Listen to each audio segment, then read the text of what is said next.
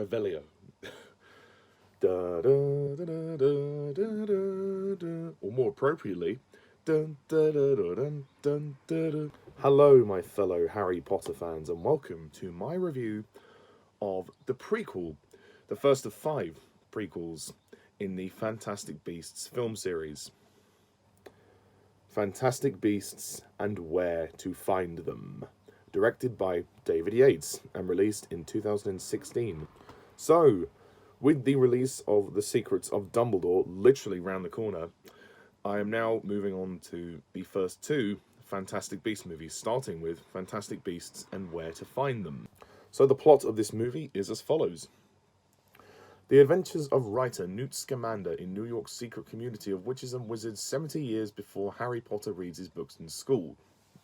So basically, adding to that, Newt Scamander goes to America, and the wizarding world is being threatened by Grindelwald, who has risen to power, and he's terrorizing the wizarding world. And yeah, the ministry, well, the American ministry, MACUSA, are trying to find him and try to contain him. Meanwhile, Newt's creatures escape his case. He carries this magical case full of all these different fantastic beasts, somewhere to find them. And he meets the Aura known as Tina, her sister Queenie, and a wannabe muggle, or nomad as they call him, Baker, Jacob. And together the 4 of them work together to try and bring the creatures back and put them inside the case. Whilst that's all going on, Jacob is a nomad and he's a muggle, and he's unexpectedly got himself caught up in all this. So they are trying to, the ministry, well, MACUSA, want him to be obliviated.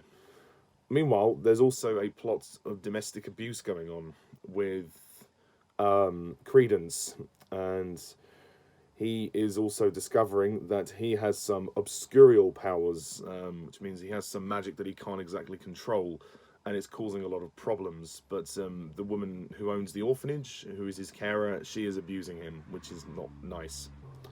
So, Fantastic Beasts and Where to Find Them. Now, it was kind of interesting when these movies were announced, because initially it was announced to be a trilogy, and then shortly afterwards, before this film was released, it was announced to now be 5. Yeah, J.K. Rowling said they are going to make 5 Fantastic Beasts movies, and we're almost at the 3rd one, so we're kind of almost halfway through the series. So it's kind of interesting, sort of how the series is going to develop, and it's going to be interesting to judge the 5 movies when they're all complete. As for the first one, I like this film. I think the first Fantastic Beasts is pretty good. It's not perfect, it definitely has some problems, but I think it is, for my money, at the moment, out of the 2 that I've seen, it's definitely the best. This movie is a ton of fun, and it could be arguably one of the few films in this franchise to be a standalone film. Yeah, if you didn't want to continue the series after this, then it would be fine. You could still have a pretty solid, fun adventure in the Harry Potter universe, just set in 1920s America. So I think that in that instance, you know, with the way the film ends, you know, it does end on an open note, but you could, you know, you don't have to continue it, and I think that's the interesting thing. Whereas Harry Potter, all of the 8 films do interconnect, and it is one massive story. So I think those ones you definitely need to see every single installment. With this one, I mean, that might be the attitude to this series once it's complete, but as of now, I still think you could get away with seeing the first one and not worrying about the sequels. We, of course, have quite a big cast in this film. We have Eddie Redmayne, who plays Newt Scamander, and you could definitely see why J.K. Rowling wanted him for the role. He was definitely born to play the role. He comes off as this very socially awkward guy.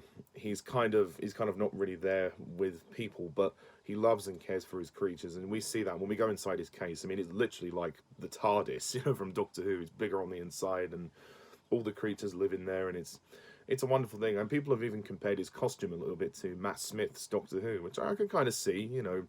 And Newt kind of does a bit of a walk like Buster Keaton, so he's a very sort of old-fashioned guy in a young guy's body. But he's very caring, and he does learn, I think, to be a little bit better with people when he makes friends with Jacob, Tina, and Queenie. Katherine Waterston as Tina, she's very good. I like her. She's quite sort of authoritative and commanding, and she tries to put Newt in his place quite a lot. I think she's kind of the leader of the group in a lot of areas. But I think even she begins to realise that Newt and co do have a point in what they're doing, you know. And I think she sees how much Newt cares about the creatures and how much they need to, get them back. And also the oncoming threat of Grindelwald is very present. But it's interesting to see that MACUSA don't really care about Tina. I think they basically want to sack her. So there's a lot of tensions with Tina and her job as well. But her sister Queenie is delightful. I really like Alison Sudol as Queenie. I think she's a wonderful character. She's a Legilimate, so she can read people's minds. But she's kind of ditzy. She's a little bit airy-fairy, but at the same time, she is smart. She does make some good decisions, like when they all try to escape from MACUSA after Tina's in the torture room. They all go inside the case, and Queenie, because she works there, she's carrying the case, and she pretends to be sick and go home, which is interesting. So yeah, I think she's a nice character, and it's so cute the way she she falls for Jacob as well. Jacob is probably one of my favourite characters in the film. I love Jacob. The fact that he's very much the audience character. If you'd never seen the films before, and this was the first one you'd be introduced to, Jacob would be the character you'd relate to the most, because he's very much like Harry in the first film, seeing everything being shown around him, and I think that's what's very interesting. And he's definitely very funny. He's very charming. He gets a lot of laughs, and you feel very happy by the end when he actually does get his bakery. He's a very sweet guy. We've also got Colin Farrell as Graves, who obviously is later revealed to be Johnny Depp's Grindelwald. Graves is definitely a creep. He's not a nice guy. I think Colin Farrell does a pretty good job as well. And he puts on a good American accent. I actually thought Colin Farrell was American when I first watched this film.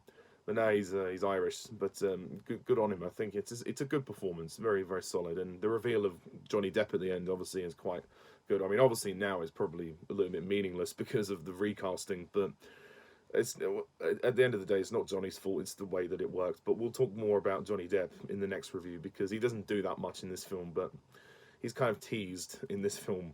Ezra Miller plays Credence. Yeah, Credence is an interesting character. He's got a lot of emotional baggage, and he does look very depressed in this film. He looks like he wants to cry quite a lot of the time, which is sad, really. I think the performance is good, but I think in the next film he'll get more of his moments to shine, I think, and certainly in the third one that's coming out, he's going to have an interesting journey. And that kind of brings me on to my main criticism of this first film. I do think this movie is fun, and I do think that it's very entertaining, and it is a decent setup movie, but for me the problems are the tone of this film is very inconsistent.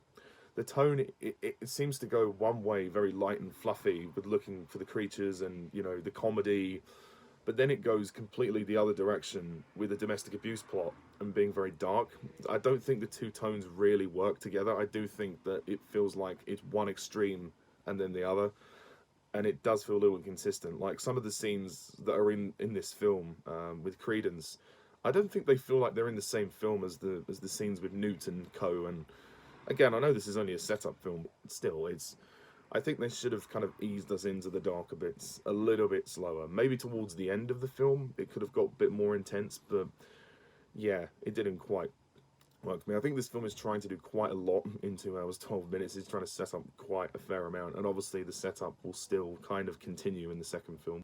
David Yates' direction is very good. The creature designs all look fantastic. The visual effects are stunning for this film, and I think the film actually won an Oscar for costume design as well. So the design and the vision of the world is definitely on screen again. It does feel like the same world as Harry Potter, which is phenomenal.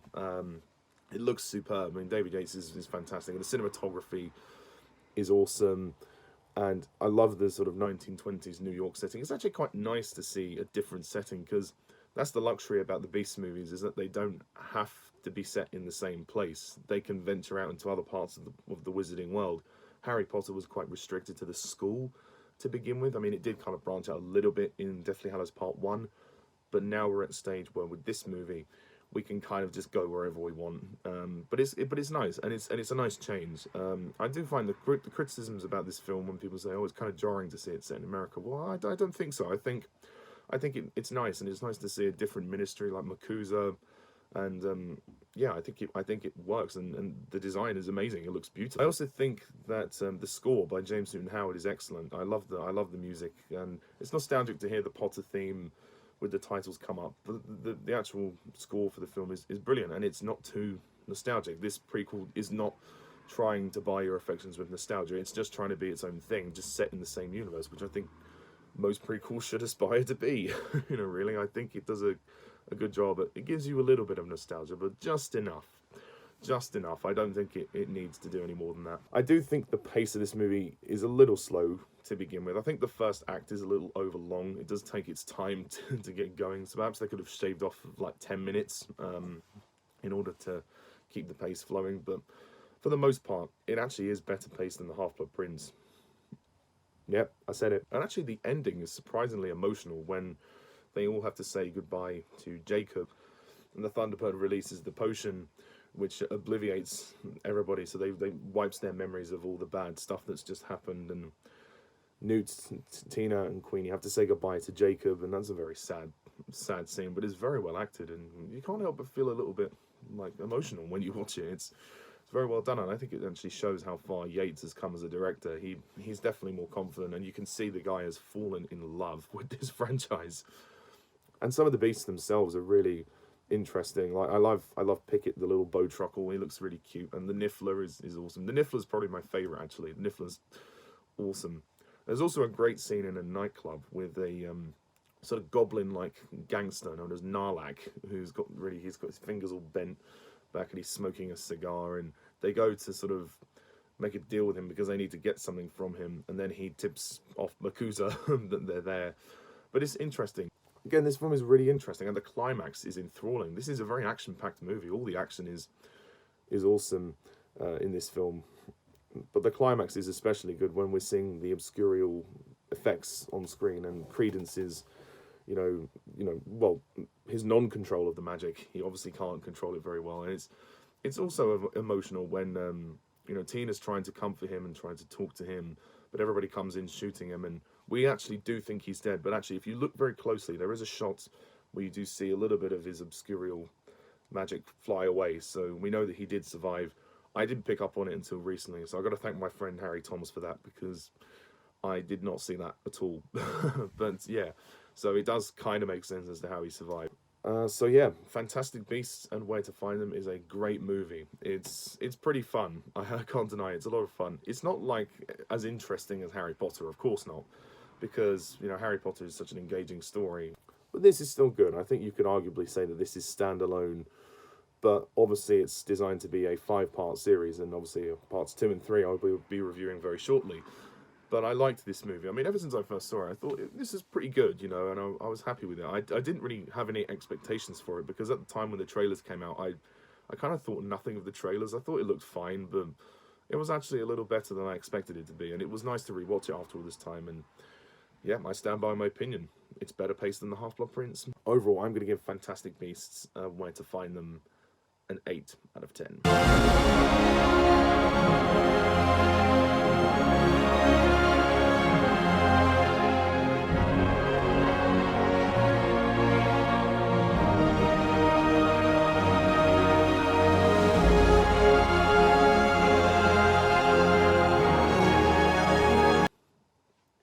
Yeah, it's not perfect. It has a couple of issues, but I do think it's a solid prequel to the Harry Potter franchise. So yeah, that's my opinion. So that is my review of Fantastic Beasts and Where to Find Them. What do you think of this film? Please comment down below. Let me know. Please hit the like and subscribe button for more content. And stay tuned next time when I review Fantastic Beasts: The Crimes of Grindelwald. So until then, I'm Mr. Charles 11. Mischief managed.